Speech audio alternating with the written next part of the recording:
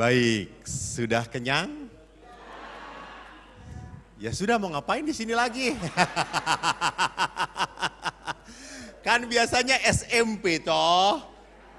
Sudah makan? Itu bukan anak-anak Tuhan. Baik, kita sampai ditinggal di sini bukan untuk kenyang. Kita ditinggal di sini untuk apa? Untuk semakin memahami bagaimana menjadi sebuah keluarga yang penuh kasih, yang diisi dengan kasih dari Allah. Tadi saya sudah memperlihatkan beberapa hal tentang perkawinan yang rupanya tidak mudah, tidak gampang. Dan semuanya tergantung pada diri saya sendiri. Perkawinan akan menjadi bahagia, artinya menjadi berkat, atau perkawinan menjadi berat, itu berarti menjadi musibah, tergantung saya. Dan cinta itu bukan masalahnya hati, bukan, cinta itu adalah gambar sebuah salib. Karena cinta yang sesungguhnya terjadi adalah cinta yang memberikan. Saya akan memberikan hidup saya akan memberikan waktu saya akan memberikan tenaga saya akan memberikan perhatian saya. Di sini pentingnya suami istri untuk punya waktu bersama. Maka saya memperlihatkan beberapa poin nanti yang perlu kita kembali lagi bangun dalam perkawinan. Kenapa tidak mudah perkawinan itu dibangun? Lihat tantangan dewasa ini yang sering kali muncul adalah hedonis. Hedonis itu maunya enak doang, seneng doang. Yang penting gue asik. Yang penting asik. Jadi kalau yang tidak asik, saya selalu hindari. Maka lihat banyak juga orang ke gereja sekarang senangnya online. Karena online itu bisa mengikuti ekaristinya masih pakai sarung. Belum mandi juga boleh. Walaupun sebetulnya tidak sopan itu. Enggak bener itu. Nah, orang sudah terlena dengan apa? Dengan ekaristi online. Males ke gereja. Mau ketemu Tuhan hanya ngelihat layar. Bodoh. Di dalam ekaristi kita ketemu Tuhan, langsung ketemu tubuh Kristus. Langsung kita makan. Anda puas kalau pacaran jarak jauh? Kita dari sono sini, hai, I love you love me, oh, gitu. Kayak dua orang tolol.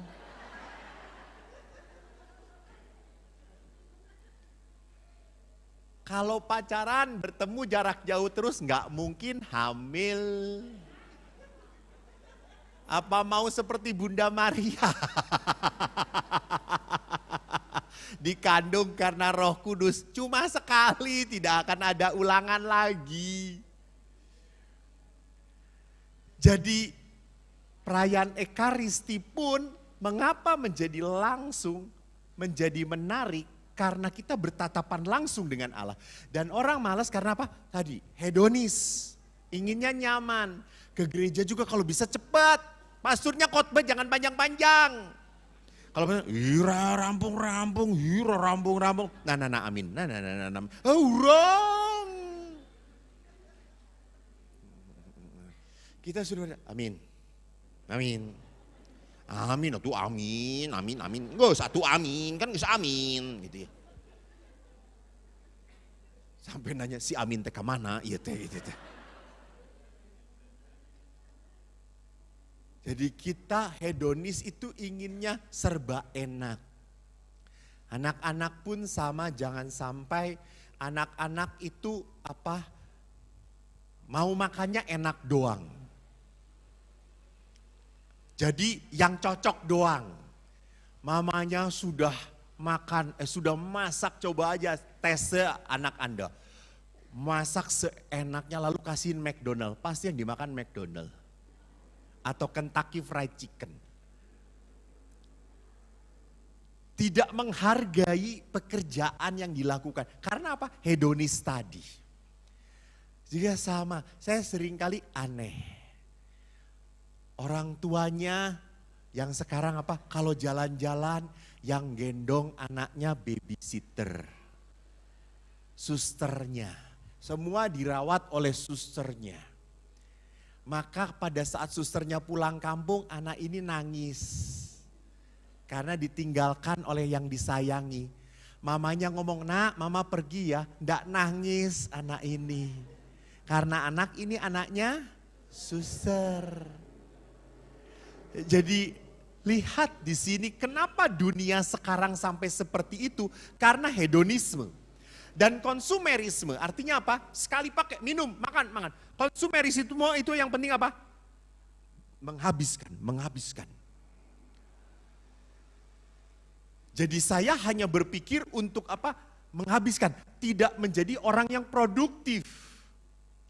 Di gereja juga banyak orang yang cuma nonton doang. Datang ke gereja, jawab imam, malas. Tuhan bersamamu.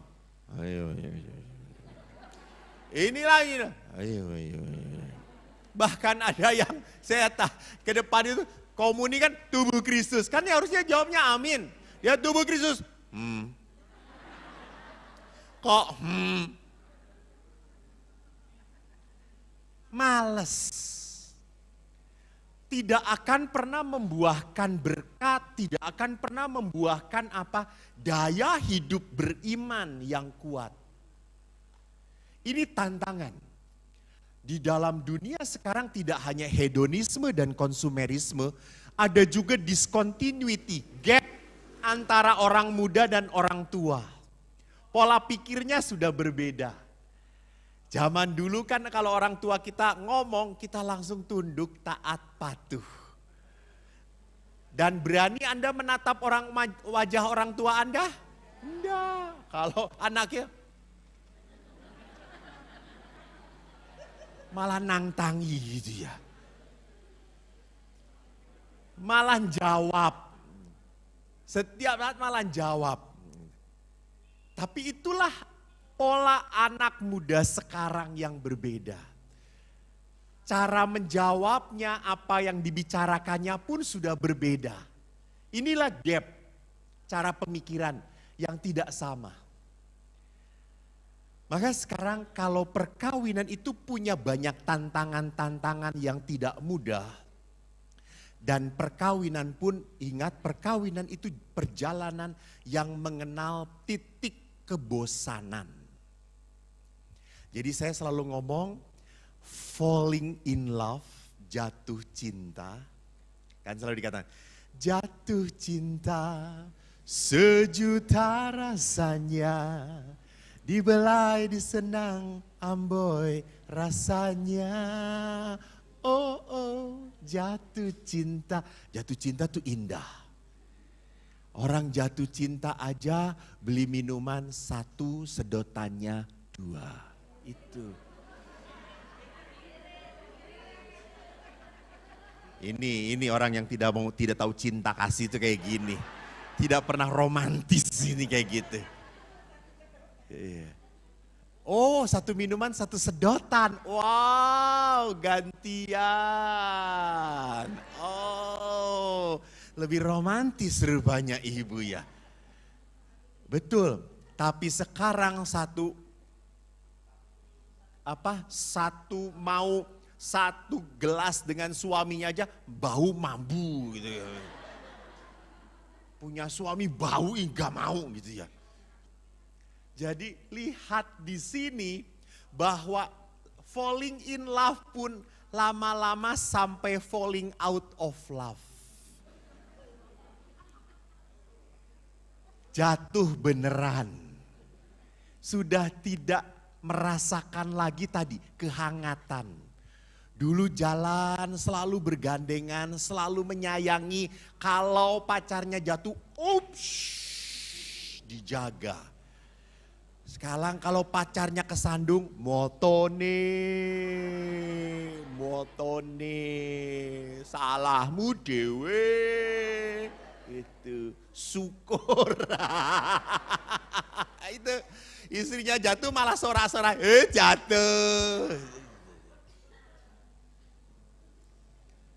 Dulu pastor suami saya itu, segala diurusin pastor. Rumah itu beres. Sekarang tuh malesnya. Boh lampu putus aja ndak diganti-ganti. Akhirnya saya jengkel, saya naik sendirian. Dan suami malah ngomong, hati-hati bu, hati-hati, nanti jatuh.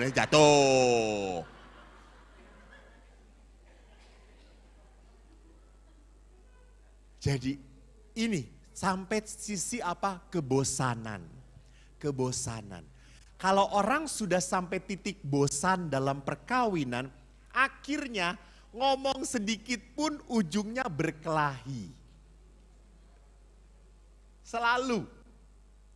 Ada orang juga yang kata saya, Pak, Bu, coba kalau sudah menikah itu pacaran lagi. Lalu orang suaminya dengan istrinya itu pacaran. Kalau pacaran kan ngobrol gitu ya.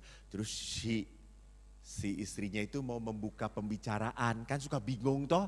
Awang sudah 40 tahun hidup bersama, mau ngomong apa lagi. Semua tema udah dibahas. Ya tahu bingung ngomong apa lagi gitu ya. Terus si istrinya itu ngajak ngomong, Pak, wih lucu yo, ayamnya lucu. Lalu suaminya berkata, iyo gendut koyo kowe. Wah langsung padu neh gitu ya. Ribut lah akhirnya gitu ya. Lemu koyo kowe gitu ya. Rame lagi akhirnya. Jadi perhatikan, orang kalau sudah mengalami kebosanan, bukannya langsung bubar. Bukan, salah. Kalau orang sampai titik kebosanan dalam perkawinan, kita harus membaharui lagi perkawinan kita. Coy. Kok ini naik ke turun? Orang harus memperbaharui komitmen perkawinan lagi. Pertama apa? Komitmen perkawinan pertama, saya harus sadar Bapak Ibu, kalau perkawinan ini karya Tuhan.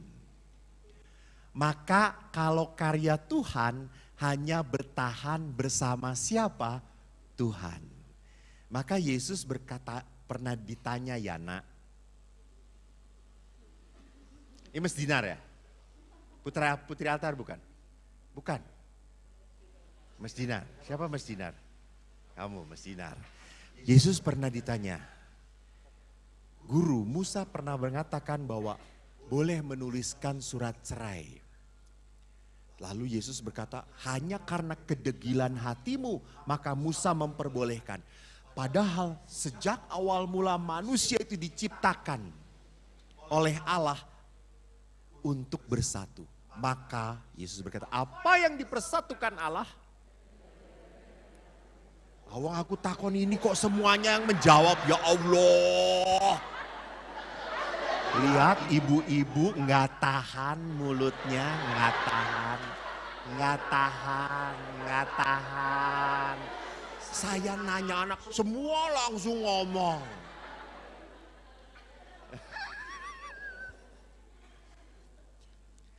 Jadi kalau Yesus sendiri mengatakan apa yang dipersatukan Allah tidak boleh diceraikan manusia. Dan lihat dalam kitab suci hanya Yesus yang bicara itu. Di dalam perjanjian lama tidak ada kata-kata itu. Maka Yesus mengatakan bahwa perkawinan itu adalah jalan Tuhan. Karya Tuhan. Maka kita di dalam gereja Katolik mengatakan panggilan Tuhan. Ada yang panggilan untuk menikah, ada yang panggilan untuk selibat. Ada yang selibat menjadi rohaniwan, ada yang selibat tidak menikah karena keinginannya sendiri. Memang tidak juga mau menjadi rohaniwan.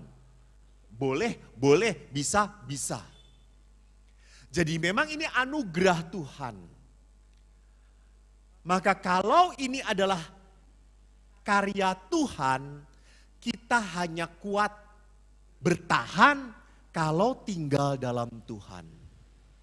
Yesus sendiri mengatakan, akulah pokok anggur, kamulah ranting-rantingnya.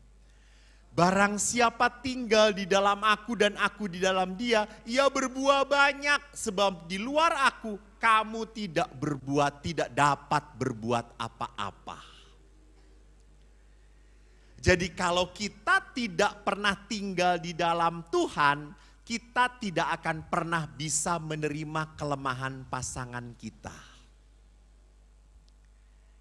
Kalau kita tidak tinggal di dalam Tuhan, kita akan jengkel dengan anak kita yang bodoh.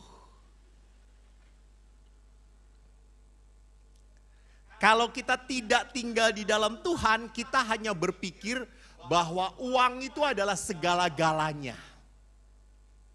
Maka ada orang yang cari uang terus. Lupa dia punya waktu untuk keluarganya. Memang uang perlu. Tetapi jangan sampai uang itu menjadi berhala. Menjadi nomor satu. Yang akhirnya apa? Yang akhirnya mengalahkan hubungan keluarga. Percaya tidak? Uang tidak bisa memberikan kebahagiaan. Betul atau tidak? Uang tidak bisa membeli kebahagiaan. Toh orang yang kaya belum tentu bahagia. Jadi uang itu tidak bisa membeli kekayaan. Betul? Kau baru sedikit yang jawabnya. Betulkah bahwa uang tidak bisa membeli kekayaan? Tapi kalau Anda malam ini diberkati dengan uang banyak, mau atau tidak? Yeay.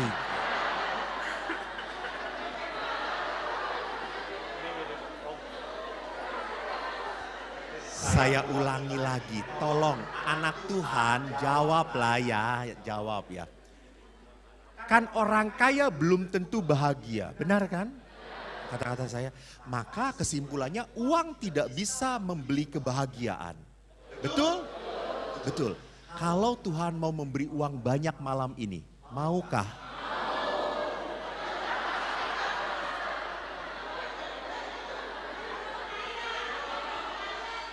Lihat, belum dikasih aja udah rakus.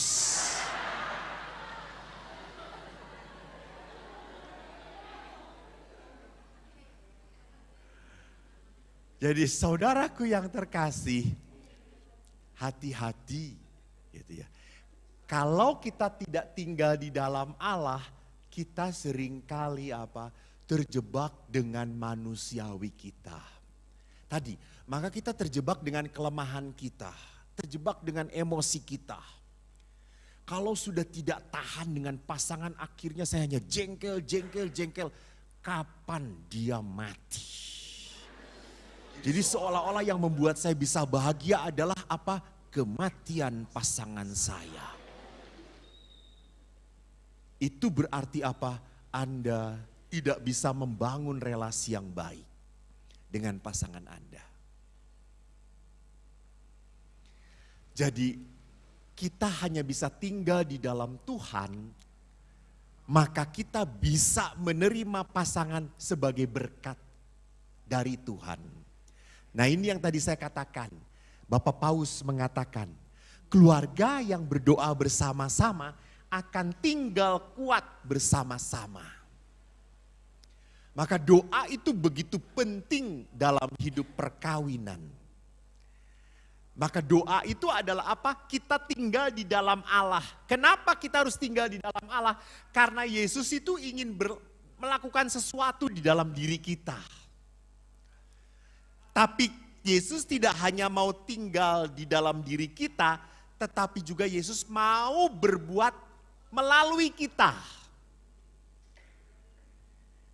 Hai kan suka aneh, maaf ya, ini Bu tidak di Melania, tidak di Melania, tidak, di Melania udah baik-baik. Lalu kenapa harus ada pasutri suami istri? Ini cuma bohongan. Di Melania sudah baik-baik. Ini contoh di luar Melania. Daripada pulang nanti saya dipukuli. Ada bapak-bapak rajin ke gereja. Bahkan jadi prodiakon, taat. Bahkan dia ngajar katekese. Di rumahnya suka memaki-maki istrinya. Kalau ngomong tentang kasih, bagusnya sampai orang pada terharu. Tetapi kalau dengan istrinya bisa kasar banget. Error. Nggak bener. Jadi hidup doa itu harus membuahkan kebaikan. Jangan doa-doa hidupnya beda, tidak mewarnai, salah. Ini akan menjadi batu sandungan. Ini akan jadi batu sandungan. Maka Yesus tidak hanya bertindak di dalam diri kita, tetapi juga Yesus itu ingin kita ini menjadi jalan sarana rahmat bagi pasangan kita. Apalagi kalau perkawinan kita sakramen. Bapak Ibu, saya tanya. Saya itu kan punya hadiah ya. Berapa? 3 ya? 3 ya? Boleh saya keluarkan 1, ada buku. Hadiahnya. Siapa yang tahu angkat jari. Tapi kalau salah bayar 50.000. Supaya tidak sembarangan toh. Enak ya toh ya. Ya kalau salah bayar. Kalau bener tak kasih hadiah. Kalau salah bayar. Salah semua aku kaya raya. Pertanyaannya gini, sakramen ada berapa? Gak ada hadiah. 7. Setiap sakramen itu ada tanda yang menghadirkan Allah. Kalau sakramen permandian, tanda yang menghadirkan Allahnya apa? Kok Roh Kudus? Bayar.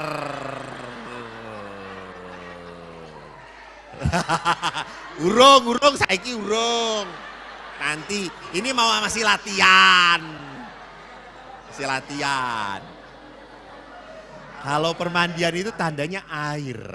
Air yang dikucurkan itu lambang membersihkan. Kalau sakramen Ekaristi, apa tanda kehadiran Allah? Hah? Hosti Kudus, betul, Hosti Kudus. Itu lambang latihan. Hadiahnya latihan ini. Masih Hosti Kudus. Pertanyaan saya, kalau sakramen perkawinan, apa lambang kehadiran Allahnya? Angkat tangan. Angkat tangan. Salah 50.000.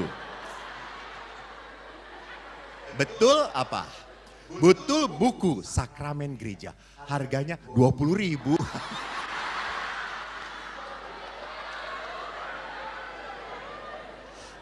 Ya wes, yang salah 10.000. Kalau perkawinan Iya. Kalau sakramen permandian, air. Kalau ekaristi, hosti. Kalau perkawinan, lambang kehadiran Allahnya, apa? Bu? Apa bu? Lebih keras bu? Cincin, 10.000.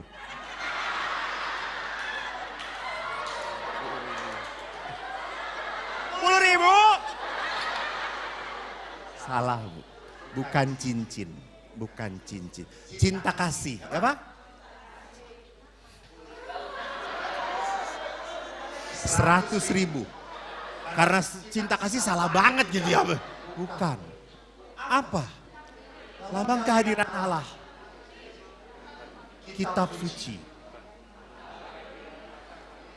Pak, Bapak, Bapak dapat buku ini. Betul. Jadi Allah itu hadir dalam diri pasangan. Sakramennya tuh di situ. Maka tindakan utama perkawinan itu pada saat janji perkawinan. Itu sakralnya. Karena di situ sakramen itu muncul. Maka Allah itu hadir dalam diri siapa? Pasangan. Pasangan. Baru sadar ya bu ya. Ini tadi cincin. Ya Allah. Cincinnya sekarat, ya perkawinannya sekarat. Modern kok lama gitu ya. Jadi bukan cincin, bukan juga buka kerudung. Kayak gini sih? Bukan. Tetapi apa? Janji dan di situ kehadiran sakramennya siapa? Pasangan itu. Ini tanda kehadiran Tuhan. Maka Tuhan itu nyata hadir dalam hidup perkawinan saya lewat siapa? Pasangan. Kalau Anda tidak berhasil menghadirkan Allah ke dalam diri pasangan, Anda menyia-nyiakan berkat Tuhan. Maka inilah sakramennya. Kita bertugas untuk menghadirkan Tuhan dalam diri pasangan saya. Ini sakramentalitas gereja. Nyata. Di sini, maka saya itu sarana berkat untuk pasangan saya. Maka coba setiap hari mikir. Mikir kok neng kene.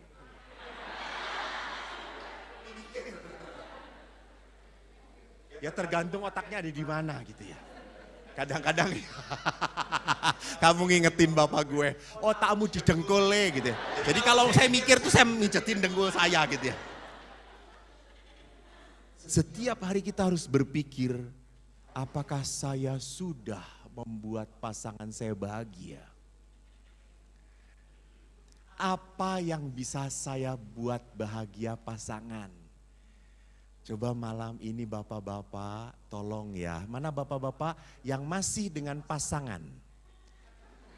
Angkat tangan Pak. Ya, oke. Yang dengan pasangan gak halal? Oh gak ada, bagus. Coba malam ini bapak sebelum tidur istri Anda pijetin sedikit saja. Pijetin. Apa bu? Ya praktekkan nanti di rumah. Ya nanti malam.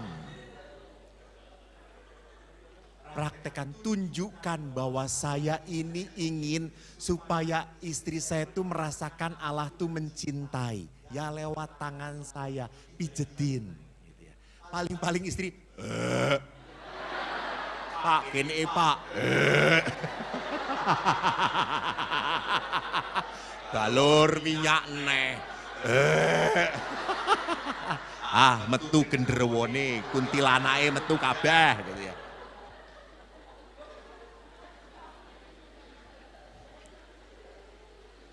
Jadi Bapak Ibu lihat Allah itu kasih dan perkawinan itu bertahan kalau kita tinggal di dalam Allah.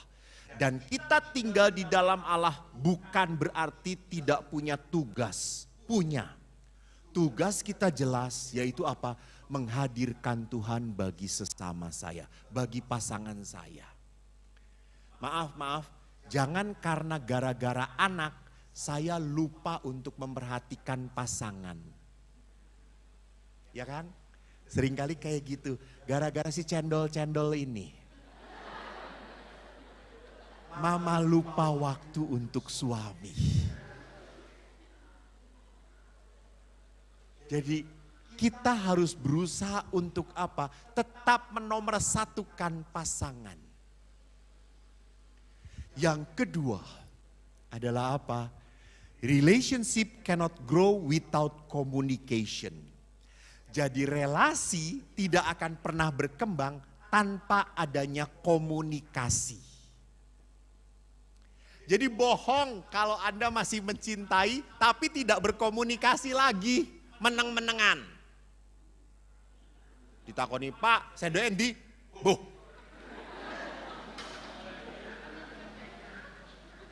Panjine, boh. Boleh dewe. Ya.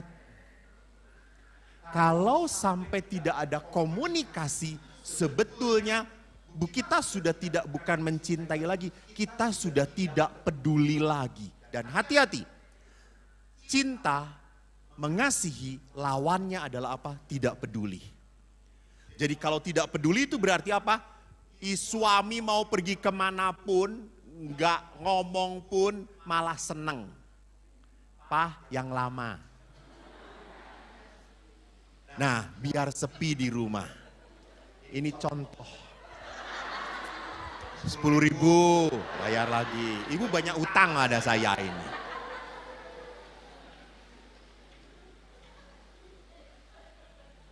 Jadi cinta itu hanya bisa terjadi kalau ada komunikasi. Komunikasi itu macam-macam. Pertama, komunikasi itu bisa berbicara tentang pendapat, diskusi. Diskusi itu yang namanya diskusi pasti cari solusi. Diskusi itu berarti siapa yang paling masuk akal, siapa yang paling benar, alasannya jelas, itu benar. Itu diskusi. Contoh, anak kita pinter. Yuk sekolahkan di tempat yang bagus. Di mana di sini kalau yang bagus?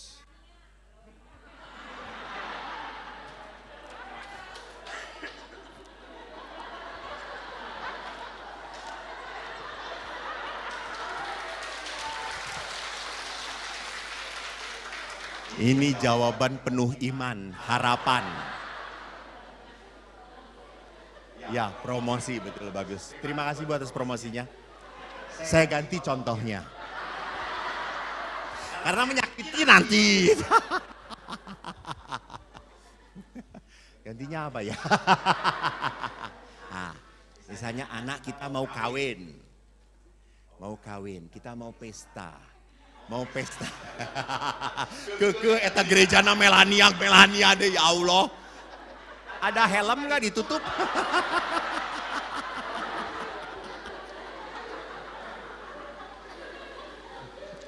Anak kita mau kawin, gerejanya Melania, pestanya di mana? Oke. Lalu ibunya ngomong, Melania, murah. Promo Jumi membager gratis. Tapi langsung bapaknya, Bu, apa enggak malu sama besan? Malu toh. Kita betul walaupun besannya orang Melania. Ketua DPH. Ya malu toh ya. Bu, lebih bagus lagi sedikit di hotel. Supaya orang-orang ini, tapi Pak mahal, Pak ini dihitung-hitung mal. Nah ini, diskusi itu akhirnya suami, mahal Pak, bisa 5 kali lipat. Nanti anak kita malah jadi gak punya bekal. Oh ya sudah Bu, Ibu benar, hidup Melania. Nah itu diskusi. Menangnya karena apa? Ngotot. Untung bukan istri saya. Tapi saya kagum loh, bener kagum. Anda itu tinggal di Melania yang seperti ini pun sangat mencintai gerejanya gitu ya. Hebat. Mati dan kenapa kok Melania? Ibu tahu saya 2 kali tersesat ke sini terus. Tadi mau masuk mobil juga satpam berkata, "Bapak muter," gitu ya. Saya mau parkir sini, muter lewat belakang. Kemana? Ya muter. Ternyata orang jalanan. Nggak jadi ya seminarna cek saya teh. Oh bapak salah, pastur. Oh boleh, pastur mah kalau pastur boleh. Tidak pernah nonton YouTube dia rupanya. Saya tanya, bapak nggak nonton YouTube ya? Nggak punya pulsa Romo. Oh itu, Satpam Melania itu.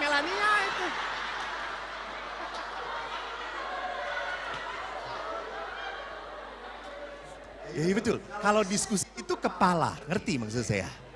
Jadi bukan emosi, walaupun saya jadi emosi gitu, kadang itu kadang. Jadi diskusi itu tidak boleh tidak boleh emosi gitu ya. Kan tadi, maka yang realistis, murah di Melania. Pasangannya juga orang Melania. Nanti gerejanya Melania. Ayamnya dari Pastur Jumi Melania lagi. Lele sana Melania lagi. Murah toh ya kayak gitu. Engkol Melania dari sono lagi, lihat. Yang masak ibu-ibu WK Melania lagi gitu tuh. Yang datang orang Melania lagi.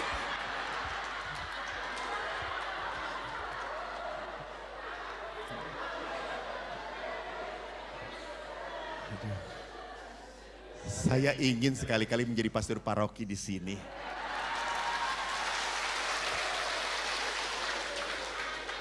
Saya yakin dimakamkan di Melania.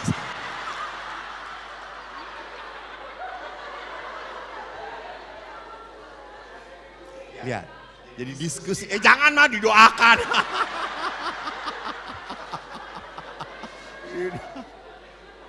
Yang kedua adalah dialog.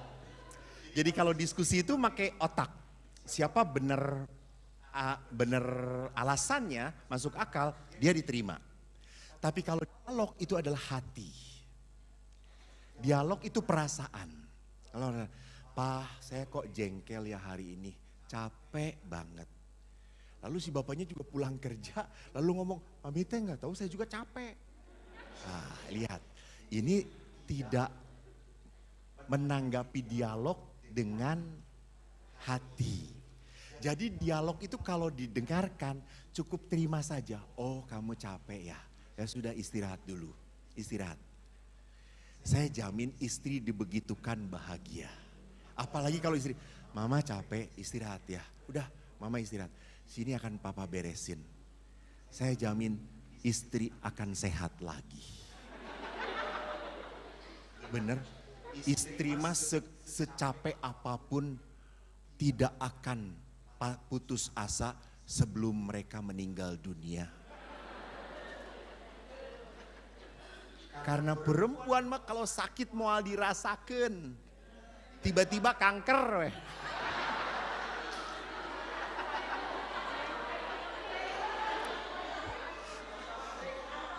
Jauh toh ibu-ibu mah penyakitna naon masuk angin. Ya saya tahu betul. Panadol deui, Promak deui. Jadi kalau dialog itu adalah hati. Itu sama. Misalnya juga sama. Kalau anak-anak mau menikah, ibu-ibunya kan langsung komentar. Nah, kok mama nggak srek ya? Kok mama ngerasa suami kamu preman banget ya? Tinggi, rambutnya panjang, pakai tato lagi. Aduh Tuhan, dapat di terminal mana? Gitu.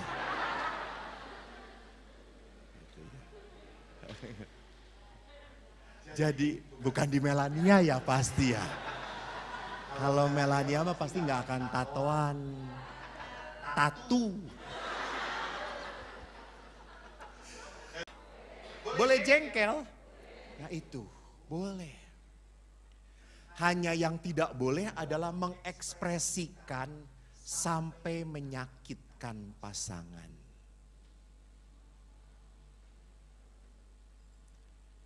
Jadi kita kecewa, kita marah, kita jengkel, manusia berarti Anda. Anda belum kuntilanak. Yang tidak punya perasaan. Bukan. Yang ketiga, komunikasi itu komunikasi badan, nonverbal. Tadi yang saya katakan, mijetlah, menatap pada saat diajak ngobrol, tatap mata pasangan Anda.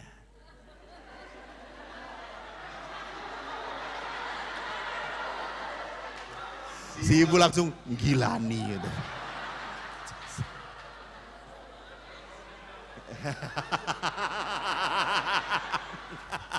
Pantasan mau bergetar ada suaminya. Jadi kalau istri sedang bersedih, pegang tangannya. Jangan istrinya bersedih, kenapa sih nangis? Udah jangan nangis, ngapain gitu aja nangis gitu. No, cengeng gitu ya, betul. Loh, peluk, sentuh. Pada saat itu dia sedang membutuhkan orang yang apa? Orang yang mengerti dia. Mengerti pasangan dia. Wanita itu cukup dimengerti saja selesai. Walaupun memang susah dimengerti. Kenapa? Karena wanita itu menangis belum tentu bersedih. Dan wanita itu tertawa belum tentu dia bahagia. Kenapa wanita seperti itu?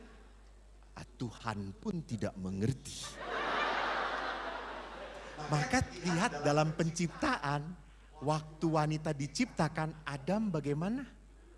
Tertidur, dibuat tidur. Supaya tidak mengerti wanita. Misteri wanita itu. Bisa tiba-tiba penuh sayang, bisa tiba-tiba bisa ngebunuh Anda. Jadi kan kalau malam Anda bunyi terus, istri Anda itu ngomong, cekak syaku urang. Tapi tetap gak akan nyekek gitu. Karena karunya ninggalin istrinya suaminya. Betul tuh. Anda lihatlah wajah suami yang patut dicintai adalah kala tidur ya betul. Walaupun nyebelin gitu ya. Tak berdaya sama sekali.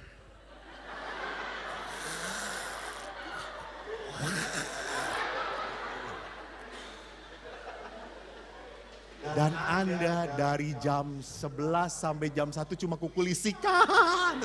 Balik kiri, balik kanan, jungkir balik, depak gitu ya. Tidak tidur-tidur. Di sini lihat bahasa nonverbal adalah tadi, bahasa fisik.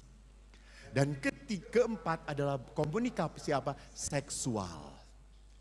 Tapi saya lihat di sini beberapa sudah menopause. Sudah andropause. Sudah.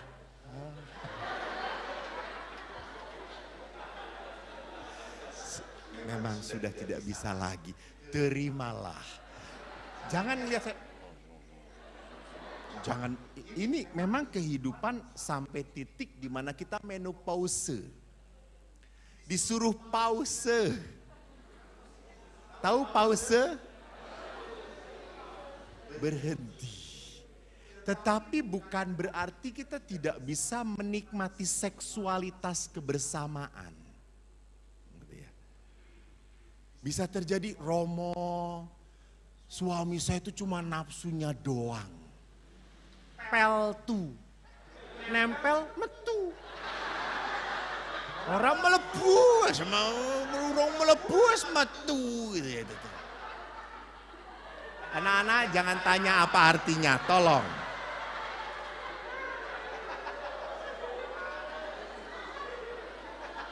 Ya salah sendiri ini kan seminar orang tua.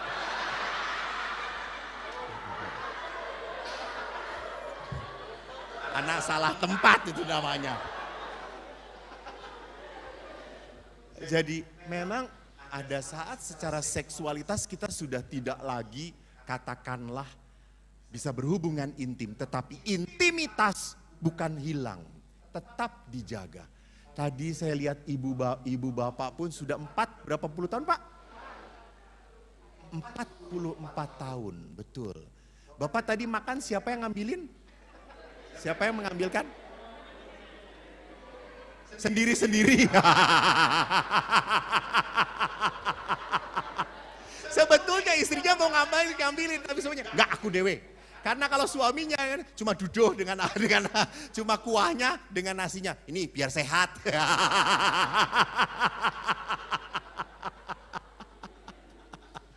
Jadi perhatikan, intimitas tetap bisa terjadi walaupun tanpa seksualitas. Jadi bagaimana kita tetap menjaga kedekatan, kehangatan. Ini kan masalah intimitas, kehangatan. Masih merasakan kebersamaan. Di beberapa paroki ada tokoh-tokoh yang selalu berdua begitu. Apalagi Melania ini. Ya Melania ini kan.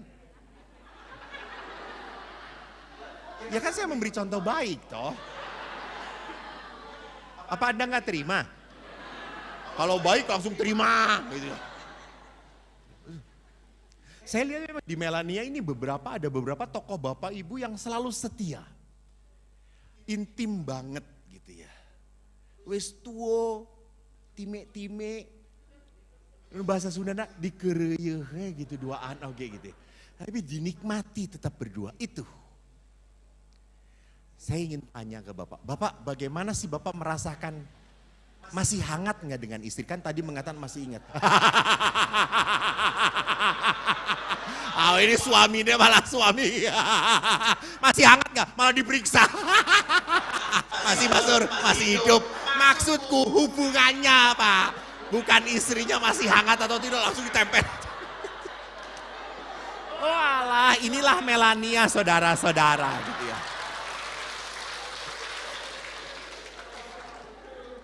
Ya Pak.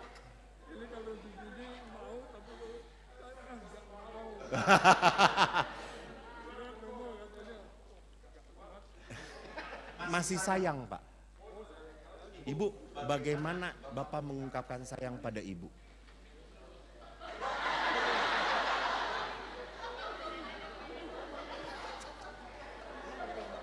Oh. Kalau di rumah yang banyak ngomong siapa Bu? Oh saya. Jadi lihat keintimitas ini terjadi tadi kuncinya ibu mengatakan apa? Kuncinya muncul. Ibu mengatakan saya nerima, saya menerima. Menerima. Jadi kalau menerima itu berarti apa? Ya. Iya. Saya mau ngomong itu Pak tadinya Pak. Tapi malah didahului Bapak, jadi saya bingung ngomong apa lagi gitu ya. Jadi menerima itu bukan hanya menerima apa adanya, tetapi menerima itu enggak neko-neko. Enggak terlalu banyak keinginan. Kita sudah di usia segini, ya sudahlah. Ya. Beda Ibu, aduh Tuhan.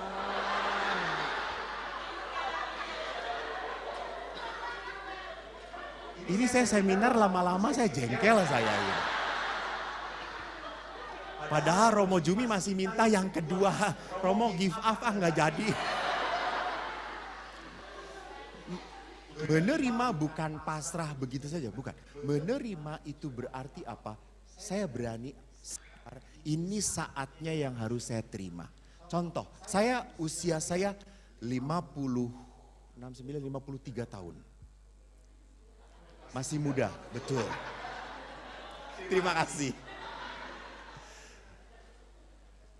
Ya udah jangan beda 10 tahun. Lalu saya senang sekali bersepeda. Saya senang bersepeda. Saya sering kali bersepeda itu satu hari bisa 50 kilo. Nah kemarin ini saya sebetulnya sedang sakit. Saya naik mobil mengendari sendiri dari Bandung, Jakarta, Pemberkatan, Jakarta langsung ke Bandung lagi, misa pemberkatan, misa syukur pabrik. Saya ke Semarang, ada pemberkatan perkawinan, balik lagi ke Jakarta, nyetir sendiri. AC di tangan saya nyemprot dan akhirnya tangan saya kebas. Saya pikir orang Jawa, masuk angin. Dikerok. Dikerok lumayan.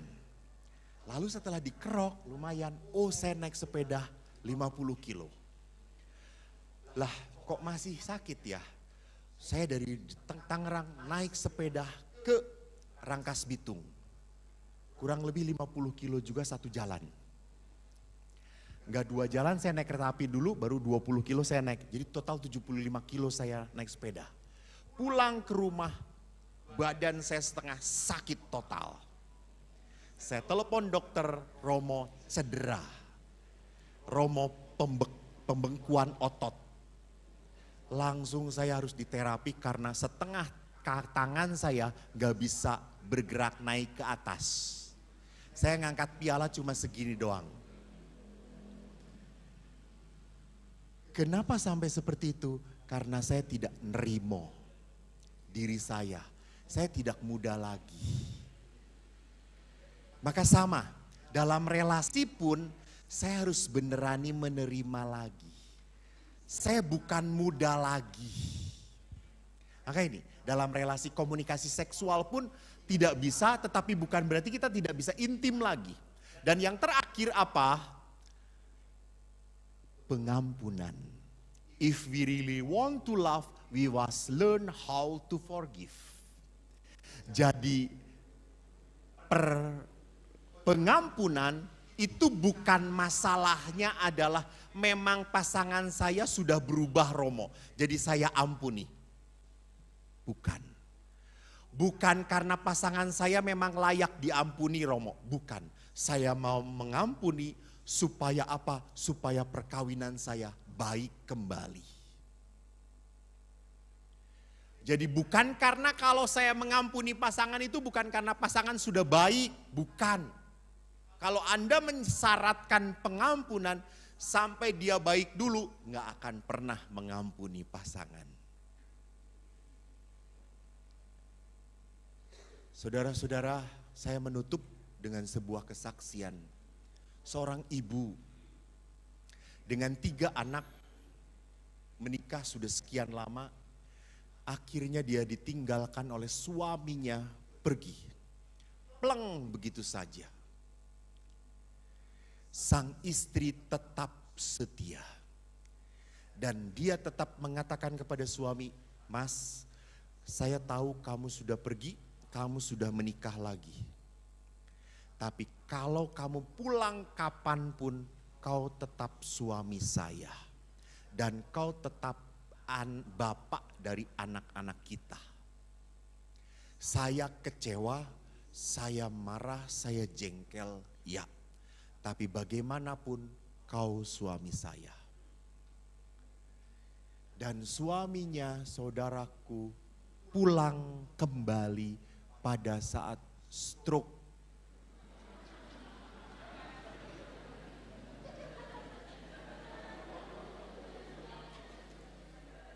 Istri keduanya tidak mau mengurus. Duite wes. Lihat istri sananya tenang-tenang, yang emosinya yang di sini. Melania.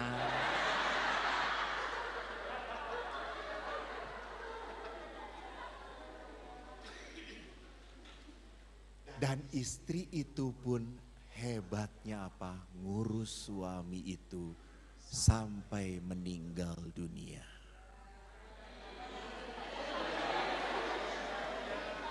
Ibu, itu terjadi kalau pada diri kita, gak gampang. Dan waktu saya tanya, apa kekuatan ibu? Ibu itu mengatakan, "Romo, saya sudah janji pada Tuhan. Saya akan tetap menerima suami saya. Waktu dia benar dan tersesat pun, dia tetap suami saya."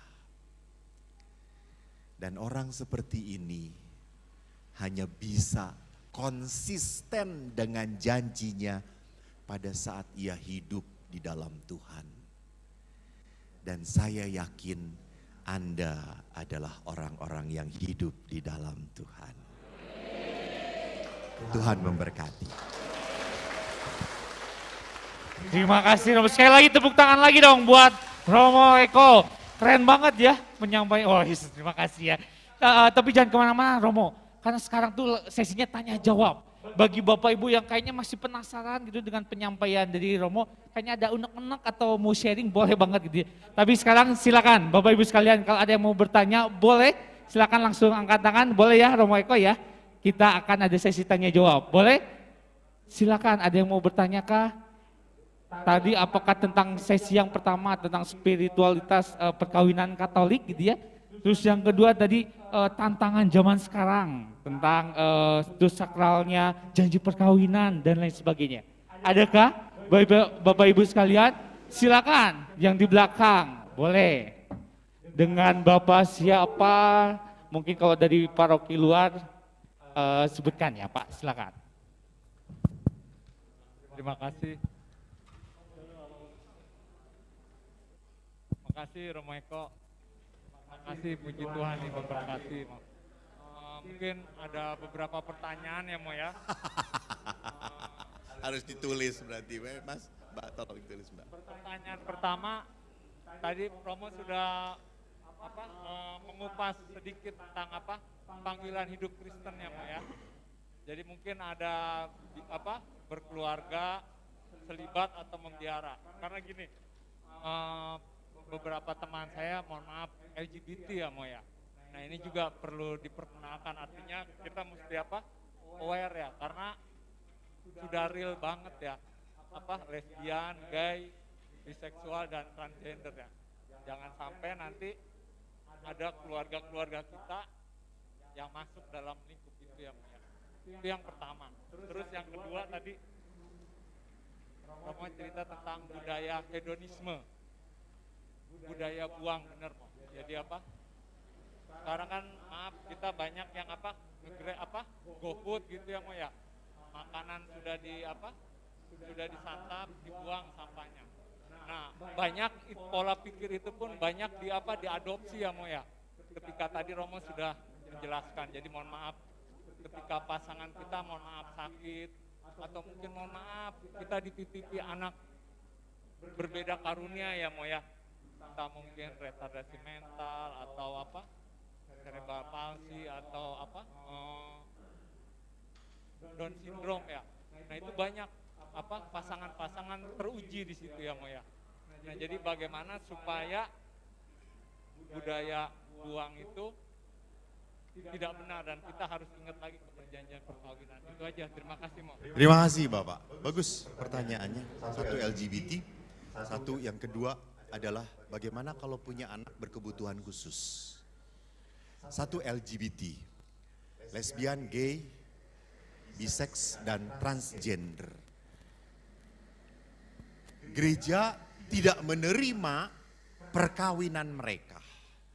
Gereja menerima orang-orang yang punya seperti itu. Ada yang punya bawaan dalam dirinya, dalam diri pribadinya, walaupun dia pria, misalnya dia pria, tetapi kok sifat kewanitaan dalam dirinya kuat banget gitu ya.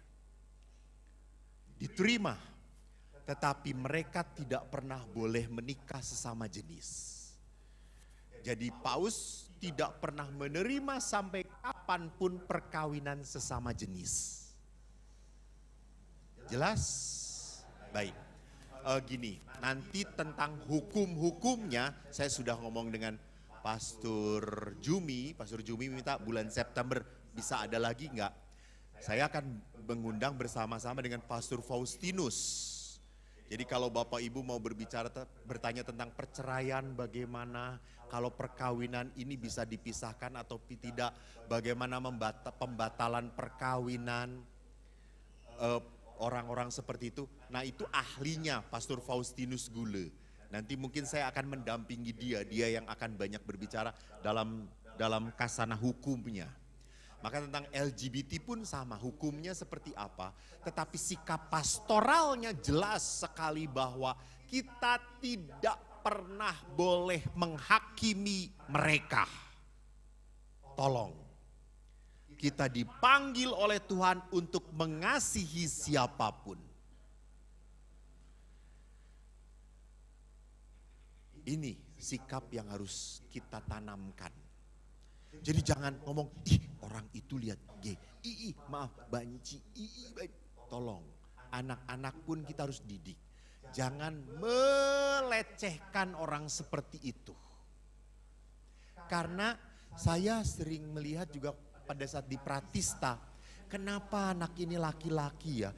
Kok maaf kewanitanya kan, oh rupanya ibunya pun Romo, saya itu mengharapkan anak saya itu perempuan. Saya sangat ingin mimpi punya anak yang ketiga ini perempuan. Anak 1, 2 perempuan, saya juga minta ini perempuan, tahunya laki-laki. Oh terbalik, laki-laki, dia minta perempuan. Laki-laki lagi yang keluarnya. Dan karena keinginan ini seperti menanamkan sikap kepada anak ini tanpa sadar. Maka disitulah kita harus penuh kasih sayang dengan orang-orang seperti itu. Yang kedua, bagaimana dengan anak-anak orang keluarga yang berkebutuhan khusus? Saya mendampingi di Jakarta kelompok di paroki saya berkebutuhan khusus. Kita sedang mencoba untuk misah-misah anak-anak berkebutuhan khusus. Didampingi oleh kita. Memang kadang-kadang misalnya bisa ribut sendiri, ketawa sendiri, ngobrol sendiri. Ya memang namanya juga anak berkebutuhan khusus. Ada sebuah peristiwa yang indah banget, kesaksian seorang bapak. Bapak ibunya ini, maaf, awalnya kecewa banget punya anak yang seperti itu. Tetapi akhirnya dia sadar, anak ini kan berkebutuhan khusus. Saya sebagai orang tuanya, dia berkata, Tuhan, saya sebagai orang tuanya tidak mengerti apa yang dia butuhkan. Maka tolong engkau sendiri yang bisa memberikan kebutuhan anak ini. Tugas saya hanya merawat dan menyayangi anak ini. Dan akhirnya orang tua ini bisa mengerti bahwa anak yang berkebutuhan khusus kalau menyayanginya beda banget gitu ya. Dia itu kalau menunjukkan sayang kepada ayah ibunya lebih kelihatan daripada kakak-kakaknya yang normal. Dan akhirnya dia bahagia. Saya pun kemarin ketemu dengan seorang anak buta, lahir, dia sejak kecil disembunyikan oleh ibunya. Ibunya malu. Tetapi anak ini punya talenta khusus. Dia pinter menyanyi, dia tidak pernah mendengarkan, tidak pernah belajar musik. Dia diberi mainan organ kecil, dia mainkan. Dibelikan oleh bapak ibunya organ, dia bisa mainkan, tidak pernah belajar musik. Insting saja, langsung dia mendengar, dia ikutin sampai pinter. Akhirnya apa? Anak ini bertalenta dan dia sekarang bisa mengiringi lagu-lagu di gereja, bahkan memberikan kesaksian. Dan bapak ibunya bangga banget. Itu tadi yang saya katakan, setiap anak itu punya mutiaranya sendiri-sendiri. Allah tidak pernah menghadirkan anak ke dunia tanpa arti, tanpa berkat. Allah itu adalah Allah baik hati. Jadi kalau Allah menghadirkan ke dunia Allah, anak yang seperti itu pasti ada berkat yang bisa dia keluarkan dari hidupnya kalau dia diberi kesempatan. Terima kasih, semoga menjawab. Tepuk tangan dulu dong buat jawaban dari Pastor Eko. Semoga terjawab Pak, sudah ya? Oke, terima kasih. Bapak Ibu sekalian, ada lagi yang mau bertanya? Silakan. Di belakang boleh, adakah? Enggak ada, oh pengen cepet beres kayaknya itu mah. Bagus, tidak ada. Kalau tidak ada, saya ada buku toh tadi toh. Ya, satu lagi ya. Oh, dua lagi. Siapa yang bisa menjawab? Anda dapat buku ini.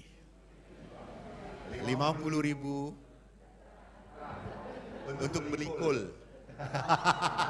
Kul dari Romo Jumi. Pertanyaan saya, nggak sulit-sulit. Tahun berapa Gereja Santa Melania diresmikan? Pak, 1982.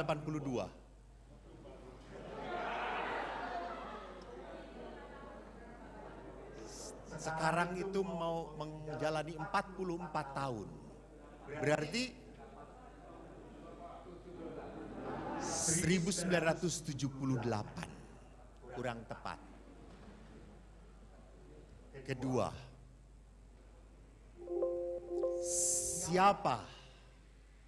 Angkat tangan ya. Nama lengkap pastor paroki Santa Melania. Wah, lagi Bapak. 50.000 ini kalau salah. Bernardus Jumiana. Bernardus Jumiana. Wah, tepuk tangan Bapak. Selamat. Pertanyaan kedua. Kedua terus. Ketiga. Siapa nama lengkap pembicara malam ini?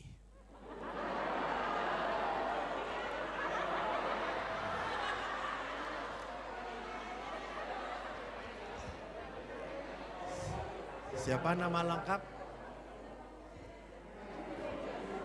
Hah?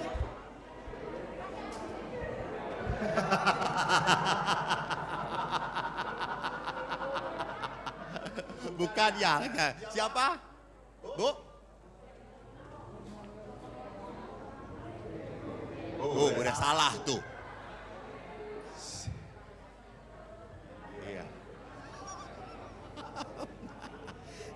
DS-nya siapa yang tahu silakan.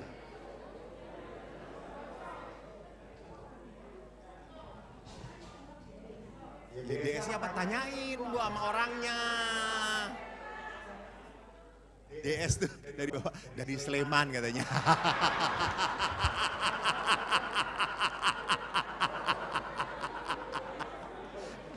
Dari Sleman. Saya itu DS-nya adalah Joko Santoso. Saya senang dengan nama ini. Eko anak pertama, Wahyu. Itu adalah apa? Wahyu dari Allah. Joko laki-laki. Dan biarkan ia sejahtera, Santoso. Inilah yang terjadi saat ini. Nama itu kan memberi berkat ya. Ah, itu.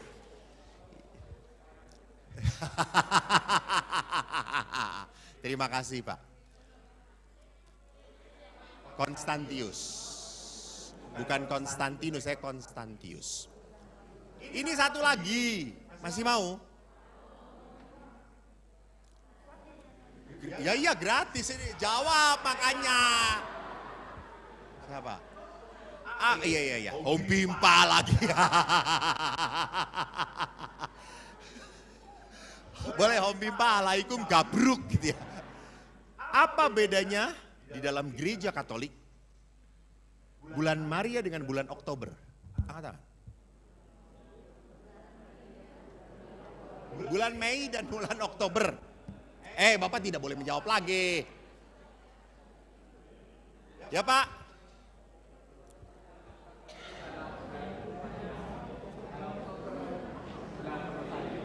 Kalau Mei itu adalah bulan Maria, bulan Oktober adalah?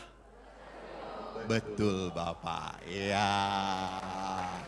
Terima kasih banyak Bapak matur nuwun.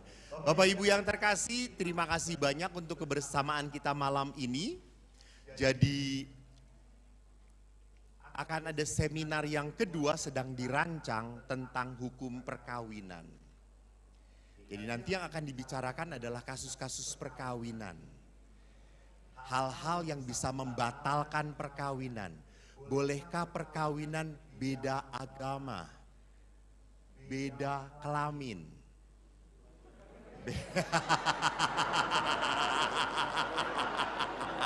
Saya pikir Anda masih udah gak mikir lagi gitu ya. Jadi hukum-hukum gereja itu kenapa sampai seperti itu? Kenapa kok begitu keras dalam hukum gereja gitu ya? Kenapa kok dia pernah menikah kok bisa menikah lagi sedangkan yang ini tidak? Nah ini seringkali menjadi pertanyaan yang kita harus tahu hukumnya seperti apa. Jadi untuk berikutnya kita akan berbicara tentang hukum gereja dari segi hukum gereja dan seorang ahli hukum gereja juga yang akan membawakannya. Terima kasih banyak untuk malam hari ini, saya sungguh terberkati bersama Anda. Semoga apa yang kita dengar hari ini membuahkan berkat untuk keluarga Anda. Saya Pastor Eko, mohon maaf kalau memberi contoh tadi menyinggung Anda, apalagi Melania. Jadi saya baru sadar bahwa di Bandung ini sekolah yang terbaik adalah, gereja yang terbaik adalah, umat yang keras kepala dari hidup Melania. Terima kasih. Tepuk tangan sekali lagi yang paling meriah buat Pastor Eko. Terima kasih Pastor. Sangat ini ya, makin malam tuh makin heboh gitu ya. Dan gak kerasa dari jam 5 sampai sekarang tuh jam 9. Gak kerasa memang kalau udah sama beliau gitu ya. Sekarang di ujung akhir acara ini, mungkin Pastor Eko boleh ke depan dan juga Romo Jumi untuk pemberian cindera mata kepada narasumber kita yang telah mengisi di seminar Ngobrol Asik bersama Romo Eko dengan tema Kasih Keluarga Engkau Begitu Berarti Bagiku. Silakan. Bikin dokumentasi. Boleh Romo Jumi senyumnya Romo? Ya, gitu. Oke. Terima kasih. Oh iya betul. Atau terbebani di Melania gitu ya. Oke, sekali lagi terima kasih Romo Eko, boleh kasih tepuk tangan dulu dong untuk Romo Eko. Oke, Romo Jumi sekaligus saja Romo untuk peneguhan di kegiatan malam hari ini. Silakan Romo.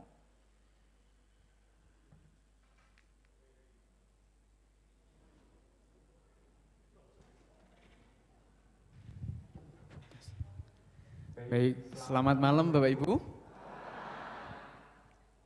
Merasa sukacita? Perlu ditambah? Romo Eko yang nggak mau.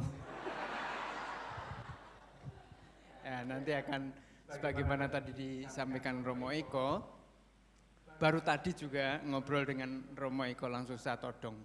Romo Eko di bulan September, punya waktu enggak? Langsung. Kemungkinan akhir September, 30 kemungkinan. Karena saya minta hari Minggu beliau terlalu sibuk. Nah, itu hari Tuhan Romo katanya seperti itu. Ya, terima kasih kepada Romo Eko yang sudah berkenan hadir dan mencerahkan kita semua. Semoga kita semakin menyadari ya, sebagai seorang Kristiani yang sejati dalam hidup rumah tangga itu kuncinya hanya satu, kasih. Di mana ada kasih, di situ ada Tuhan, semuanya akan beres, akan indah. Tapi ketika kasih itu tidak ada, disitulah awal mula petaka dalam kehidupan rumah tangga. Kita tidak mampu untuk melihat pasangan hidupnya sebagai pasangan. Kita hanya mampu melihat, merasakan pasangan sebagai pasangan ketika ada kasih. Sehingga masing-masing apapun adanya seperti contoh-contoh tadi, dia tetap berarti, dia tetap berharga bagi hidupku. Bukan karena apa-apa, karena dia adalah pasangan hidupku. Itu dasar yang paling kuat. Aku mencintaimu karena engkau adalah pasanganku, karena engkau suamiku, karena engkau istriku, tidak ada lain. Bukan karena aku mencintaimu karena kamu cantik, kamu masih muda, kamu masih langsing, nanti gembret, dituker, enggak. Karena kamu apapun adanya karena pasangan. Dan untuk mampu melihat itu karena ada kasih, maka mampu untuk menerima, menjalani itu. Dan sukacita, kebahagiaan hidup dalam rumah tangga itu bergantung pada saya. Bagian saya memaknai apapun yang terjadi dalam peristiwa hidup ini. Ya. Salib itu kalau hanya sekedar dipandang sebagai salib berat. Ya. Tetapi itu kalau kita hayati sebagai jalan rahmat dalam kehidupan kita, salib membawa keselamatan, membawa sukacita. Maka bergantung pada kita. Maka kita tidak nggak bisa menuntut pasangan itu menjadi seperti apa yang saya harapkan. Sampai stroke nggak akan bisa. Yang bisa kita ubah adalah cara pandang dan cara harapan kita kepada pasangan kita. Kalau ada kasih, meskipun peot tetap cantik. Dipuji-puji, dielus-elus gitu ya. Tapi kalau kasih itu sudah nggak ada, ya mau ke salon sehari 7 kali juga tetap aja. Ya, begitu gitu caranya. Maka mudah sebenarnya dan gratis. Nah, semoga apa yang diberikan Romo Eko ini sungguh kita menemukan mutiara-mutiara dalam kehidupan keluarga kita. Maka dengan membangun relasi kasih itu terus. Jangan hanya ketika bulan madu. Segalanya kelihatan indah. Tapi bagaimana menciptakan hari-hari itu adalah bulan madu terus. Nah, dengan itu menumbuh kembangkan kasih dalam diri kita, maka segalanya indah. Kita akan berjuang apapun kuat dan kita akan bahagia kalau ada kasih. Tapi kalau kasih kita luntur ya sudah. Satu sama lain sudah tidak menjadi berharga dalam hidup ini. Saling mencaci, sedikit-sedikit marah, tersinggung. Ya. Tapi kalau dengan kasih tadi dicontohkan, meskipun masaknya itu asin, kalau ada kasih, enak sekali. Ya, tetap asin, tapi ya tetap asin, tapi ya dinikmati. Betul. Ya, ini contoh orang yang tidak pengalaman. Ya, kita dengan Romo Eko kan sama. Nasibnya seperti itu. Katanya kalau Romo-Romo itu ya sering menikahkan orang. Nasibnya nggak boleh nikah. Nggak apa-apa. Semoga Bapak Ibu tetap bahagia dengan pasangannya. Tuhan memberkati. Amin. Terima kasih Romo Jumi. Kerasa kayak hari Minggu ya, kayak khotbah gitu ya. Kayak satu sesi gitu ya kalau Romo Jumi. Oke, sekali lagi terima kasih Romo Jumi, Romo Eko dan juga para hadirin yang telah hadir dan juga kami ingin mengucapkan kepada Komsos Keuskupan Bandung gitu yang telah membantu kami untuk live streaming. Boleh kasih tepuk tangan dulu dong buat Komsos dan juga Vikaris Paroki Romonus dan juga keamanan yang bertugas dan juga Kanisius gitu ya yang telah bekerja sama dengan kita serta para panitia yang terlibat cuman seminggu. Tepuk tangan dulu dong buat para panitia dan OMK juga yang terlibat. Bapak Ibu sekalian, tidak terasa waktu sudah menunjukkan jam 9.15. Kita akan akhiri gitu ya dengan doa keluarga. Bapak Ibu sudah mendapatkan doa keluarga?